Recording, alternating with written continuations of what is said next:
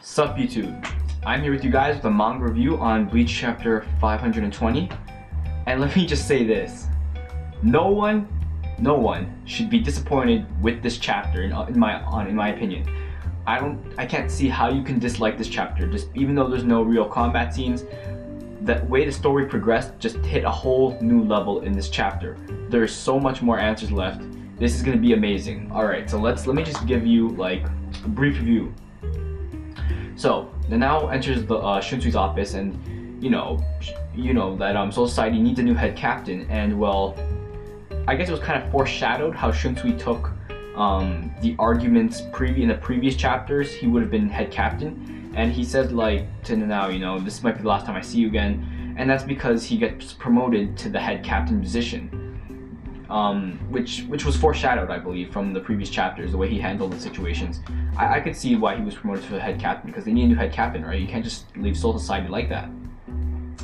Let me just mention, in the manga reader translation, they had a picture of both Kenpachi, Unohana, and then they had a Renji, but the Kenpachi and Unohana pictures in the beginning of the chapter, I had a feeling I was going to see Kenpachi or Unohana in this chapter, and I'll get to that later. So let's start from Ichigo, having a bit of a comedy panel with the shit, I keep forgetting that guy's name, damn it. The healing guy, and basically they're talking blah blah blah. He punches Ichigo basically, and Ichigo's like, "What the hell did you do that for, man?" And he's like, "You're healed." Then Renji gets up.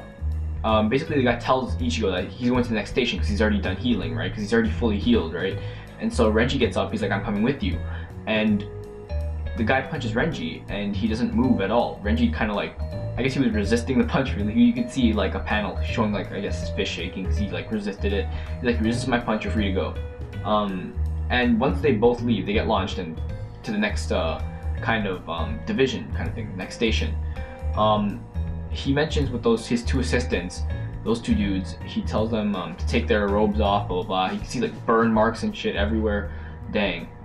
So he's like, they're pretty powerful individuals, right? And so that healing guy agrees, right? Because he's like, well, Ichigo was able to block my punch, and so you can even see his hand had a little bruise thing because Ichigo deflected his punch slightly. So he's like, if he can do that, he's fully healed. He's pretty good. They both exceeded my expectations, but mostly Ichigo, right? Because yeah, Ichigo has expected that guy's expectations, and it's expected because Ichigo is the main character, and so we knew he was going to do something like that. But take in mind that he is a Royal Guard member. Anyhow, now here's where the stuff gets really interesting. We see Shunsui in the Gote, and he's basically talking to the higher ups. Like, you're now head captain. What are you going to do? And he says the first thing he wants to do as head captain is to teach the art of killing to Kenpachi.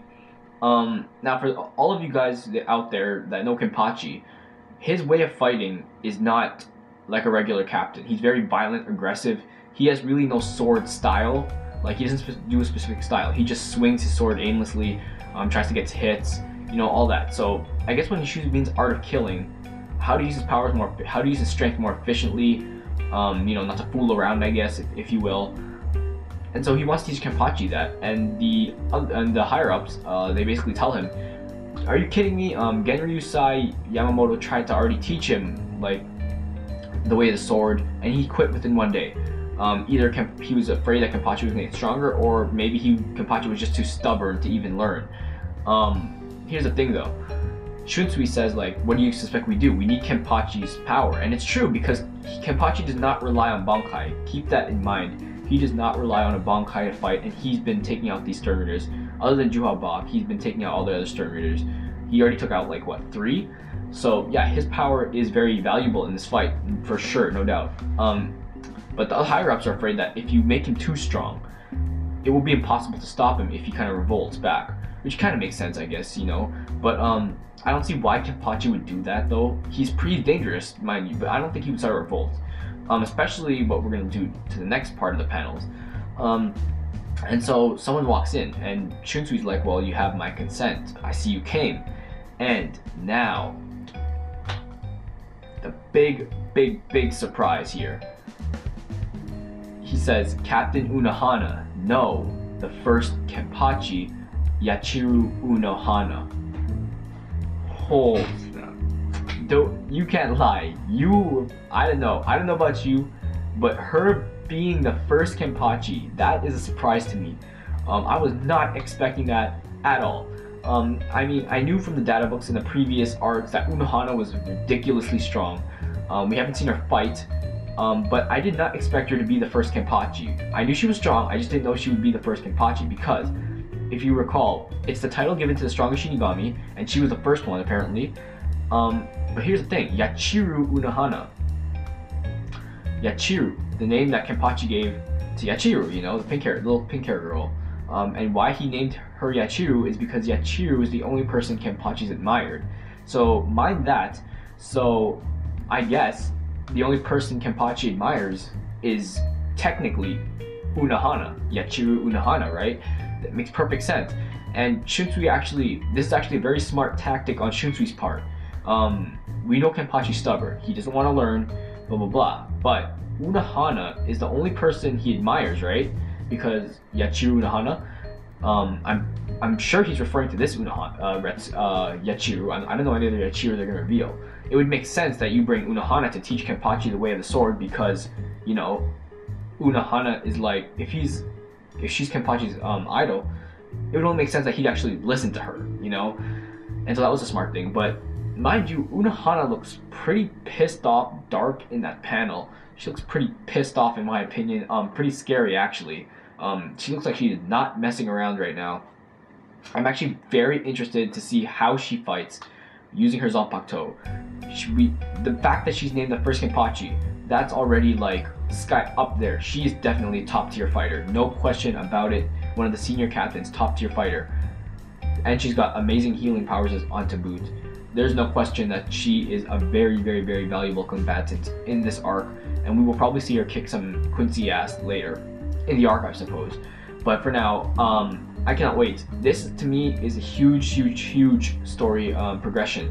Not because it could foreshadow technically Kenpachi being a lot stronger than he already is. Unohana seen actually teaching Kenpachi the ways of the sword, I guess. Basically all that. So this chapter right here is definitely a big jump in the plot, and I actually loved it. I'm giving this chapter a 5 out of 5 just because this whole revelation right here is going to be amazing for the plot. I can already see it. That was a huge surprise. Now, Shunsui, I don't know what he's going to do. He might aid Unohana teach Kenpachi the way of sword, or he might just leave things to Unohana. Knowing Shunsui is pretty lazy, right? So he might just leave Kenpachi to Unohana, right? So that's what I'm thinking right now, and it's going to be very interesting. Leave your comments in the description below on your thoughts on this chapter. How did you think it was? Like, did you think it was a great chapter? Were you surprised that Unohana is actually Yachiru Unohana? Not only that, she's actually the first Kenpachi. Were you surprised about that? I'm not gonna lie, I was surprised. That is like, that came out of nowhere for me. But it's such a good random twist, you know? Such a good twist to have her, to see her, like, we wanted to see her fight. Kubo gave us that by naming her first Kenpachi and Yachiru Unohana. So I cannot wait to see that. Remember, leave your comments in the description box on your opinions on this whole chapter and what you think. Thumbs up the video, subscribe to my channel. I'll probably be doing these manga reviews weekly, so stay tuned for those, and I'll see you guys later.